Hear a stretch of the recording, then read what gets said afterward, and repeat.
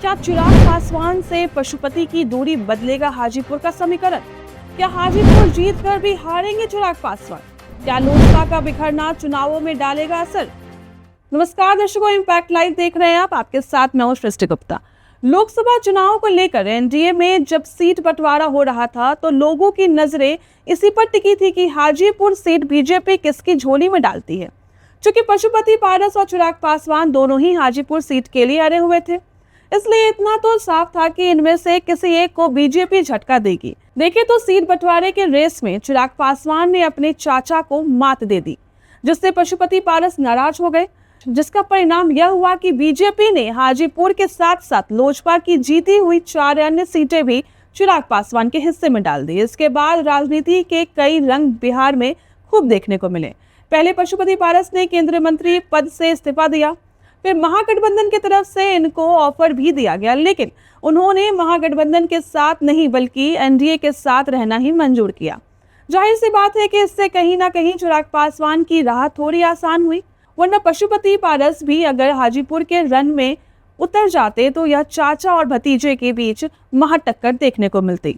इसके बाद ऐसा समझा जाने लगा कि चिराग पासवान और पशुपति पारस के बीच रिश्ते सामान्य हो गए हैं।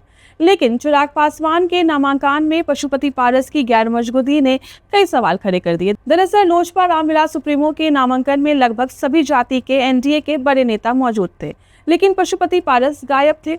वहीं जब पत्रकारों ने चिराग से सवाल किया कि नामांकन में आपके चाचा पशुपति पारस नहीं दिखे, इस पर उन्होंने कहा कि चाचा को नामांकन में शामिल होने के लिए बुलाया था, लेकिन उन्होंने व्यस्तता का हवाला देते हुए आने से मना कर दिया। लेकिन इस दौरान भी वे लोजपा में टूट की चर्चा करने से नहीं चुके।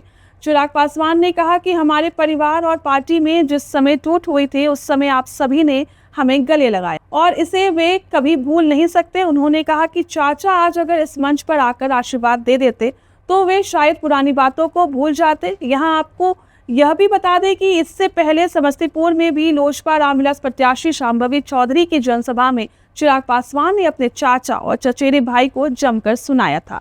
उन्होंने वहां भी लोजपा में टूट की चर्चा कर जनता का समर्थन हासिल करने की कोशिश की थी। यानी कि एक तरफ बीजेपी का समर्थन हासिल करने के बाद भी चिराग पासवान पशुपति पारस पर निशाना साधने से नहीं चूक रहे थे, तो दूसरी तरफ पशुपति पारस भी चिराग पासवान से दूरी बनाते दिख रहे हैं। ऐसे में सवाल यह है कि क्या लोकसभा चुनावों में इसका असर दिखेगा?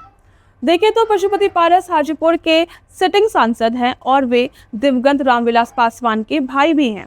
उन्होंने वर्षों तक अपने भाई के साथ मिलकर राजनीति की है, जिसके कारण इससे इनकार नहीं किया जा सकता है कि हाजीपुर में उनके भी समर्थक होंगे। ऐसे में अपने नेता को लेकर इन समर्थकों ने कहीं चिराग पासवान के खिलाफ मतदान कर दिया तो हाजीपुर का समीकरण बदलता नजर आ सकता है।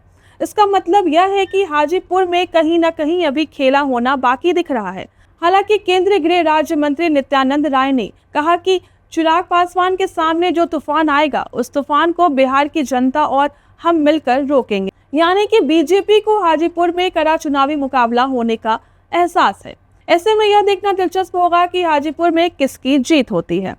ऐसे ही तमाम खबरों के लिए देखते रहे इम्पैक्ट लाइव को। शुक्रिया।